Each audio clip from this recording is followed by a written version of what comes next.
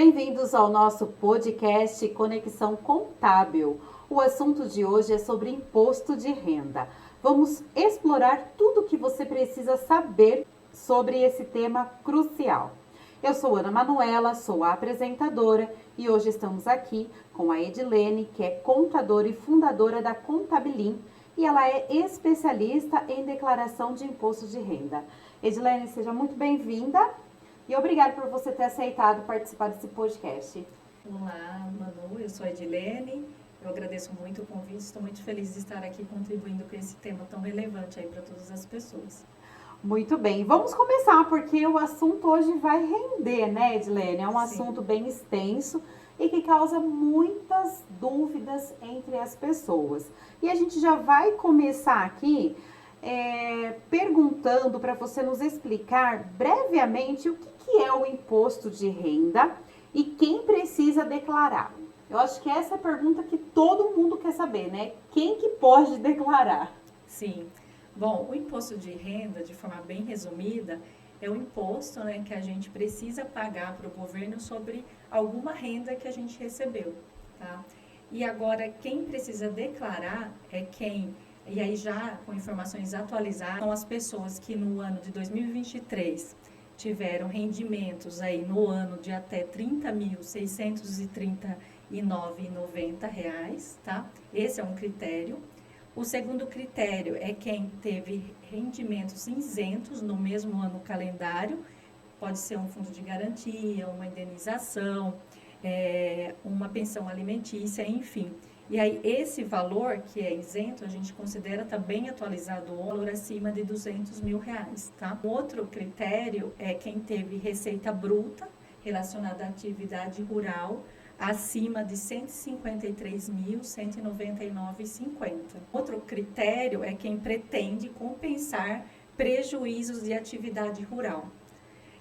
Também, quem teve ganho de capital, o que é esse ganho de capital? Vender um veículo e teve lucro, vender uma casa e teve lucro.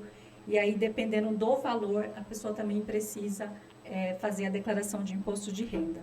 Além de quem teve operações em bolsas de valores acima, nesse caso, de R$40 mil, ou quem operou no day trade, que é o dedo duro do imposto de renda. Então, precisa ficar bem atento com ações, tá? E quem, em 31 de dezembro, tinha posse ou propriedade de algum imóvel acima de R$800 mil.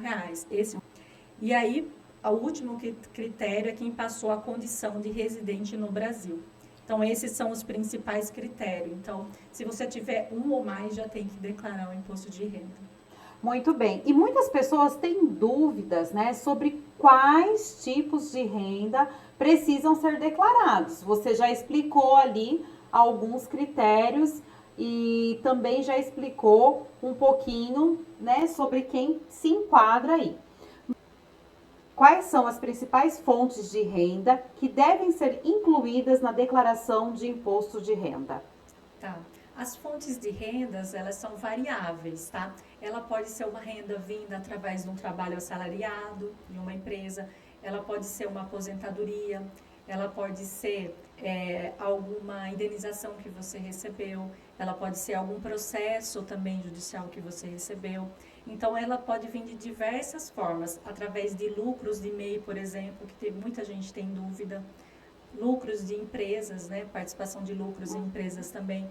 Então, ela pode vir de diversas formas, né? O que vai determinar são os valores e aqueles critérios que eu mencionei na pergunta anterior. Só explica pra gente aqui, quando você fala aqui em questão de lucros de MEI ou de outras empresas. O MEI, ele tem uma porcentagem para fazer uma declaração durante o ano. Caso se ele passar esse valor dessa declaração ou não? Não, precisa verificar o valor do faturamento bruto do MEI, ele tem um limite máximo aí de 81 mil. Sim. Mas não necessariamente, se você faturou no MEI menos que isso, pode ser que você seja isento ou não. Tem uma regrinha que a gente usa em cima, quanto que foi o faturamento anual do ano anterior. Esse é o principal número que vai determinar se ele vai ser obrigado a declarar ou não. Muito bem. Bom, e quem pode entrar como dependente na declaração de imposto de renda? Tá, vamos lá. São vários pontos também ali como dependente, tá? O primeiro pode ser o próprio companheiro da pessoa, né? O cônjuge, é aí que vive há mais de 5 anos já junto, tá? Filho ou enteado até 21 anos, ou se estiver estudando, né? Cursando faculdade até 24 anos. Certo. Outro dependente também, que pode ser irmão, neto ou bisneto, que não tem arrimo dos pais, então também pode entrar como um dependente, desde que tenha essa guarda, né, por parte de quem está declarando. Certo. Pais, avós e bisavós também. E aí tem um limite, né, no caso de pais, avós e bisavós, que teve, né, um rendimento tributável, que teve uma renda no ano até de R$ 22.847,76. Se a renda for maior que isso, do pai, do avô, do bisavô, a gente precisa fazer declaração separada. E aí também menor, pobre ou incapaz de até 21 anos que detenha a guarda judicial. Certo. Esses são os principais aí, dependentes que a gente pode incluir na declaração. Muito bem. E fala pra gente quais são as despesas dedutíveis mais comuns que as pessoas podem incluir em suas declarações para reduzir a base tributável. Tá. Para responder essa pergunta, a gente tem que olhar 2 tipos de declaração, Certo. tá, Manu? Na declaração completa é onde a gente consegue inserir a maior parte de dedução, tá? Então, na declaração completa, as principais deduções são os próprios dependentes, que aí cada dependente deduz R$ 2.275,08, e as despesas médicas não têm valor. Por exemplo, o gasto com médico, dentista, psicólogos, fisioterapeutas, fonoaudiólogos, hospitais, exames, serviços radiológicos, aparelhos ortopédicos. Então, se tiver os recibos dessas despesas, a gente pode incluir como despesa dedutível também. E, além disso, despesas com educação, ensino fundamental, o médio, técnico e superior, que engloba também até a graduação, né? Aí, no caso também dos dependentes. E esse valor, ele tem um limite de dedução. É limitado até R$ 3.561,50 por dependente.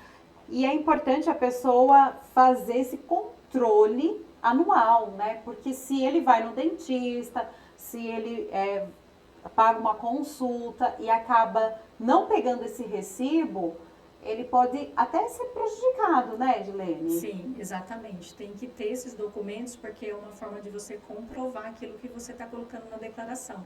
Qualquer coisa que você coloca ali, que você não conseguir comprovar, isso pode gerar até um ponto para você cair na malha fina, né? Muito bem. Bom, e uma das áreas mais confusas para muitas pessoas é a declaração de investimentos. Quais são as principais considerações que as pessoas devem ter ao declarar investimentos no imposto de renda? Tá. É uma declaração bem complexa, a declaração de investimentos, né? Esse é o conselho a pessoa procurar um especialista, porque tem muitos casos de malha fina que é em relação a investimento. E aí o principal que acaba dando problema é operações com day trade, que eu comentei, que é o dedo duro do imposto de renda. Porque na hora que a pessoa opera na bolsa utilizando day trade, automaticamente quando ela tem um ganho, isso já retém 1% do imposto. Então, o governo já sabe que você tem que declarar o restante.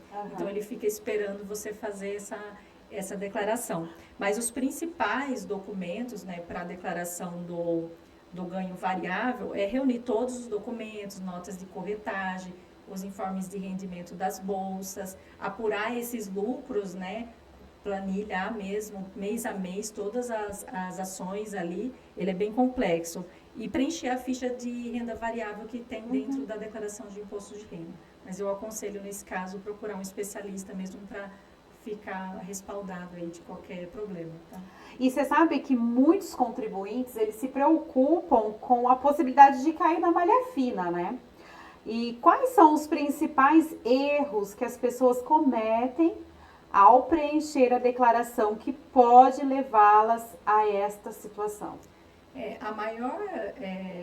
O maior motivo, né, das pessoas caírem na malha fina, que a gente percebe quando vem nos procurar depois para ajudar nessa prestação de contas perante a Receita, é a falta de informação, faltar com informação na hora de preencher a declaração, ou então preencher informação que não existe. Por exemplo, colocar uma despesa médica que não houve, porque esse batimento, né, a Receita já faz. Então, existe um confronto de informações por trás. Então, esses são os principais motivos: falta de informação e colocar informações inexistentes. Por isso, voltando, né, à pergunta que a gente discutiu agora há pouco, a importância de você sempre pegar um recibo, guardar, colocar dentro de uma pastinha para na hora de fazer a declaração do imposto de renda, você não precisar ficar procurando. É muito importante guardar, porque mesmo se você colocar uma informação lá, que é verdade, você tem um recibo, e mesmo assim você caiu na malha fina por conta dessa informação, é porque a pessoa que recebeu não informou para o governo que teve essa renda recebida, mas você tem como comprovar.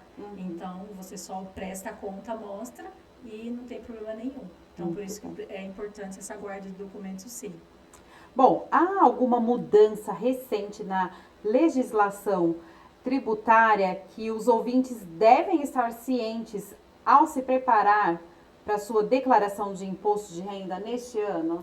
Sim, houve várias, né, mudanças esse ano foi o que teve mais mudança há muito tempo, né, precisava de uma alteração aí na tabela do imposto de renda, e com as alterações que foram feitas o ano passado, isso refletiu na declaração desse ano. Uma é os valores que eu comentei, então passou de 28 mil para 30 mil agora, né, quem é obrigado a declarar. Então, muitas pessoas que estão abaixo desse valor... não declararam o ano passado vão ter que declarar esse ano. Não, na verdade é o contrário. Muitas que declararam não vão precisar mais declarar, porque se elas estiverem recebendo até 28 mil, agora já é isento, não precisa declarar mais. Então, muitas pessoas vão acabar precisando, não precisam mais declarar. Mas talvez pessoas que não declarou também o ano passado e faturou mais, e vai ter que declarar. Exato. Então, assim, teve muita mudança, e além disso, a declaração pré-preenchida, ela aumentou agora para 75% dos contribuintes. O que isso quer dizer? Que 75% das pessoas já estão com a declaração, podem, né, utilizar a declaração pré-preenchida, que já estão com as informações, com algumas informações já lá que o governo preencheu para elas. Então, é importante utilizar essa declaração pré-preenchida, porque evita algumas informações, inconsistências e informações, tá? Bom, como eu disse, né, muitas pessoas vão declarar pela primeira vez. Não precisou o ano passado, mas talvez esse ano vai precisar. Quais que são umas dicas práticas que você pode dar aqui para os nossos ouvintes para oferecer um processo mais fácil e menos estressante, se é que é possível? A declaração de imposto de renda sempre é um tema complexo, né? Mas o principal, eu acho que é buscar informações em fontes confiáveis, né? A Receita Federal, ela disponibiliza todo ano no site dela um perguntão, perguntas e respostas, né? Que as pessoas podem entrar lá, baixar esse manual e ler ele, né? Porque tem muitas vezes informação dispersas, né? Fake news, enfim. E além disso, né, se a pessoa puder procurar uma orientação com um especialista mesmo, tá? E utilizar a declaração pré-preenchida, que já é, né, uma oportunidade aí que o governo dá para não ter nenhuma inconsistência nas informações. Muito bem. E para a gente concluir, onde as pessoas podem encontrar mais recursos ou uma assistência para ajudá-las com as suas declarações de imposto de renda, especialmente se estiverem em situações mais complexas? Procurar um profissional mesmo especializado, né? Geralmente os próprios escritórios contábeis fazem esse trabalho, né? Procurar um especialista em imposto de renda e sempre procurar informações em fontes confiáveis da Receita Federal, né? Muito bem. E fala pra gente quais que são as suas redes sociais, como que as pessoas podem te encontrar e até mesmo te contratar para fazer o imposto de renda, né? Porque a Edilene veio aqui, trouxe todas essas informações, então eu tenho certeza que você vai poder ajudar muitas pessoas que estão nos ouvindo. Sim, com toda certeza, né? Bom, pode fazer o contato através do próprio Instagram, né? Lá tem o meu telefone, né? Que é 974070332, e o Instagram é @contabilin, né?